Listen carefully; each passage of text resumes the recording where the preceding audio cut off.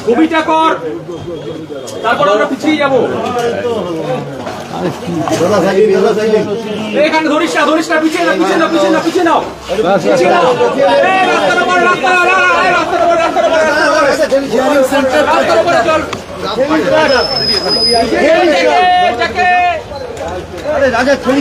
বিধান হাতটা জমা না, মাইকটা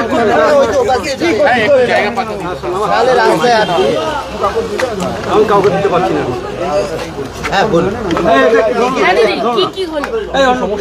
আমার তো আমি একটু আশ্চর্য হয়ে গেলাম। আমার মনে হয়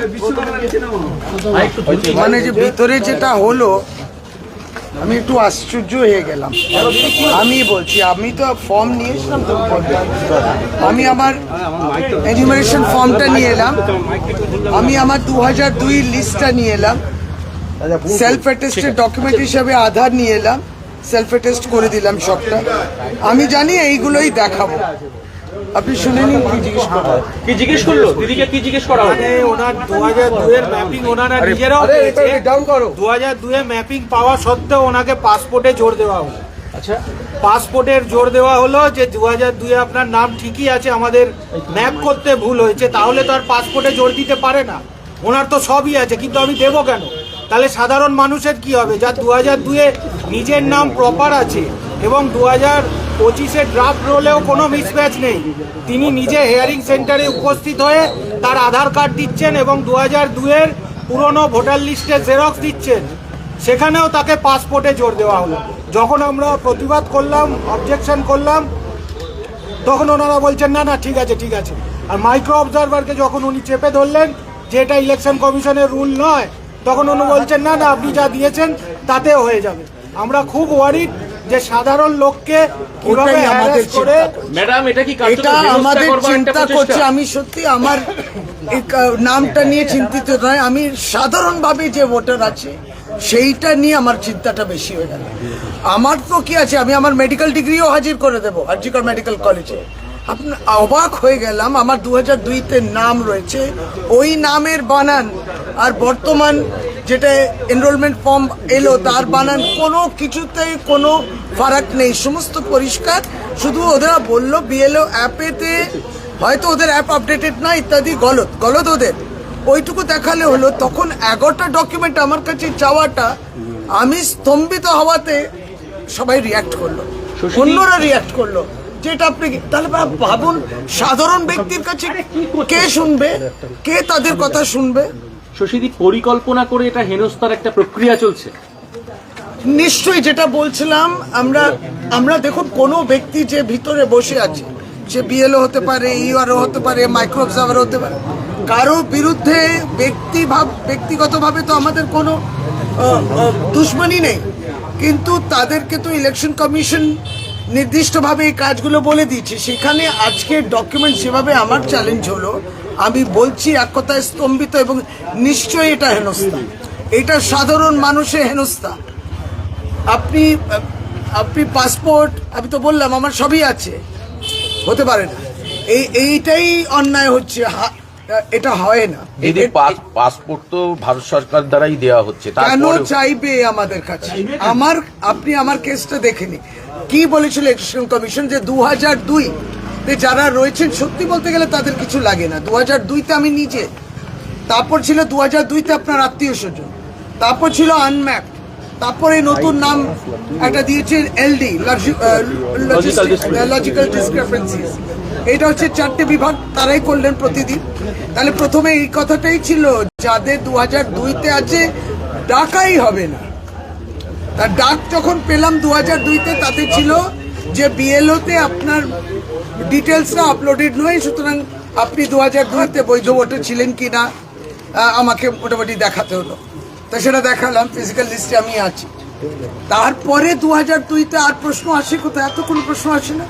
ফ্রিকুয়েন্টলি যে নোটিফিকেশন চেঞ্জ করা ডকুমেন্ট, সেটা তো একটা না না, কথাটা হচ্ছে যে যারা আজকে অফিসার্সরা আমাকে এই প্রশ্নগুলো করলেন, সেটা বিএলও হতে পারে, মাইক্রো অবজারভার হতে পারে, এবং অন্যকে আরও হতে পারে, তার মানে তাদেরকে এই ক্ষমতাটা দেওয়া হয়েছে এই প্রশ্নগুলো করার। এইটা নিয়ম ইলেকশন কমিশন কবে থেকে করেছে? নিয়মটা বাংলায় করেছেন তো, বাংলায় করেছেন তো এই নিয়মগুলো? অন্য রাজ্যে করে, অন্য রাজ্যে হয়। আজকে যে প্রশ্নগুলো আপনাকে আমি দেখাচ্ছি, ছবিটা নে, ভালো করে ছবিটা নে।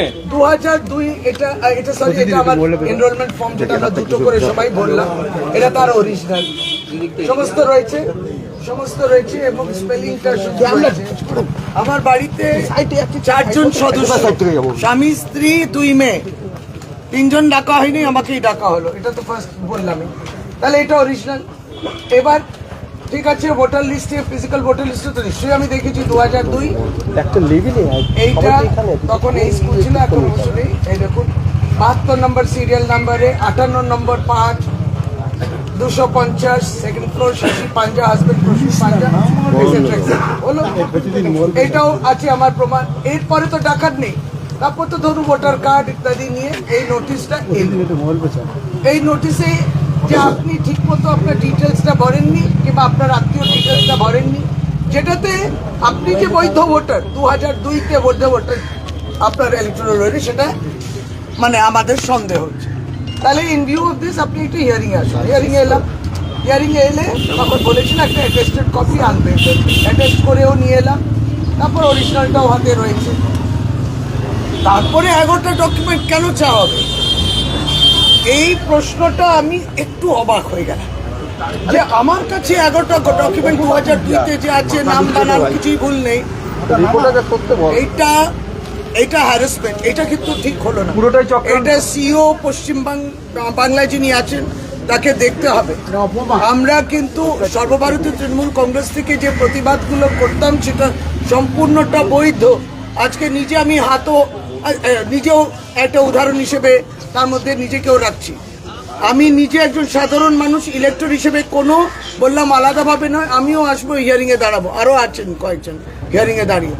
তাহলে পরে এইগুলো কেন বলা হলো? তার মানে নিশ্চয়ই তাদেরকে এই নির্দেশাবলী এসছে।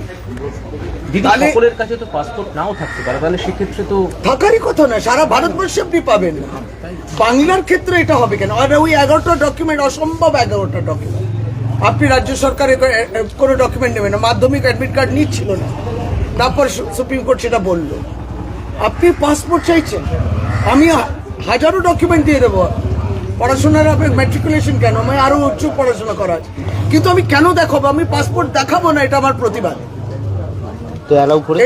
এটা কি করবেন দেখুন, পরে লিস্টে নাম তোলে কিনা, 3বার করে নির্বাচিত একজন বিধায়কের নাম তোলে কিনা, যে প্রত্যেকটি মনোনয়ন পত্রে পার্ট নাম্বার, সিরিয়াল নাম্বার দিয়েছে, নিজেও ইলেকশনে দাঁড়িয়েছি, ভোটার হিসেবে বছর পর বছর ভোট দিয়েছি, সেটা লাস্টে লিস্টে। কিন্তু এই নিয়মাবলী কে তৈরি করলো?